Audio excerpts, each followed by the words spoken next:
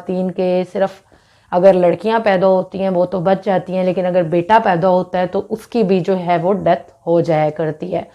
तो उसमें मुख्तलिफ तरह की सूरत हाल जो होती हैं वो पाई जाती हैं। अब होता क्या है, 18 असल में अगर हम देखें तो जो इसका लफ्जी और इसकी वजह तस्मिया ये 8 से निकला है।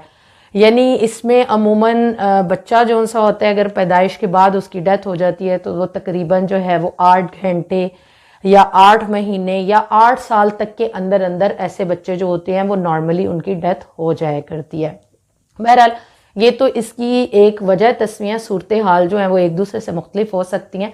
लाजमी नहीं है कि 8 वाला हिस्सा ही इसके अंदर जो है वो लाजिम व मलजूम हो। तो असल ये है कि इसके अंदर या तो हमल के अंदर ही बच्चे की डेथ हो जाएगी या फिर पैदाइश के बाद जो है वो बच्चे की डेथ हो जाया करती है। और अमूमन जब